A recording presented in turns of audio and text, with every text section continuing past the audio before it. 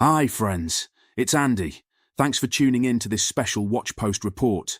During our Top 10 in Prophecy update just a few days ago, we brought you news about how the Temple Institute in Jerusalem has now begun its own red heifer breeding program. We mentioned there was other important news coming from that front as well. Here's a clip from that episode. Preparations for the Third Temple have hit a significant period of momentum. While the 5 red heifers brought from Texas were recently disqualified after developing non-red hairs, the Temple Institute has transitioned into a breeding program to preserve those genetics. Israel's Minister of Heritage was recently seen visiting the heifers in Shiloh. Meanwhile, visits to the Temple Mount are shattering records. Why it matters? The red heifer is the biblical requirement for purifying Jewish priests to resume sacrifices. But sacrifices can't resume until there's a temple to perform them in. The convergence of rising Temple Mount fervor and visible government support marks a major stage-setting moment in biblical prophecy. And now for the part we couldn't fit into that episode. Today, we're unpacking a massive prophetic shockwave happening right now on the contested Temple Mount. For decades, fear of riots kept a site strictly under Muslim control. So how did one prayer sheet break that?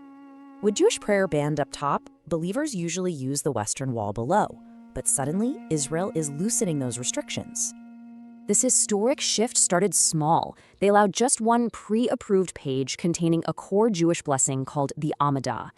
But wow, things escalated fast. Just days later, authorities quietly approved expanded sheets with specific Temple Mount liturgy. This sparked an incredibly bold reaction from the Temple Mount Yeshiva, who constantly advocate for a Jewish presence there. They called it restoring the divine presence. That's the strongest endorsement yet for open Jewish prayer at this flashpoint.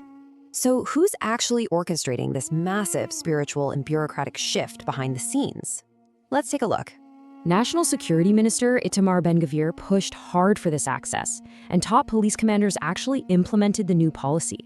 Plus, a top rabbi gave Ben-Gvir special religious clearance to enter highly restricted, incredibly sensitive areas on the Mount. By openly citing Israeli sovereignty, this symbolically powerful move really accelerates an already rapidly shifting spiritual landscape. As Christian believers watching this unfold, we have to ask, why is this being called a prophetic shockwave? Despite it being Judaism's holiest site, overlapping Muslim claims and past violence have kept Jewish prayer strictly banned there. For us, any shift toward Jewish worship here is a massive precursor to rebuilding the prophesied Third Temple. We're watching for restored sacrifices, right? These modern events align perfectly with prophecies from Daniel, Ezekiel, and Revelation. To give a little background, the reason it's called the Third Temple is because the first and second temples were both destroyed way back in ancient history.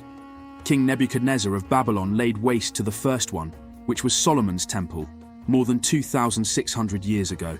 The second temple was demolished by the Roman Empire some 40 years after Jesus was crucified.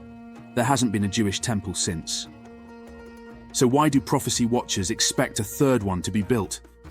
Because it's mentioned multiple times in scriptures pointing to the last days. Take the prophet Daniel, who wrote about the man of sin, the man we call the Antichrist.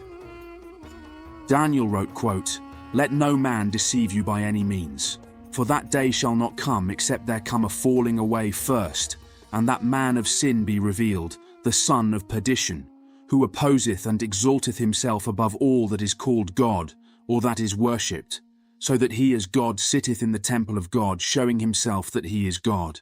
Jesus himself referenced Daniel's writing in Matthew 24 when he spoke about the abomination of desolation that would happen in the holy place, the temple of God, in the last days. But that's just the beginning. Listen, I know this is a lot of information, so we're making a free copy of this infographic available for download in the files attached to this video. We invite you to grab a copy, and we encourage you to study it. By officially allowing prayer materials and expanding access, Israel is crossing a major historical threshold right before our eyes. So, are these policy shifts the early stages of a massive, biblically predicted realignment? What do you think happens next?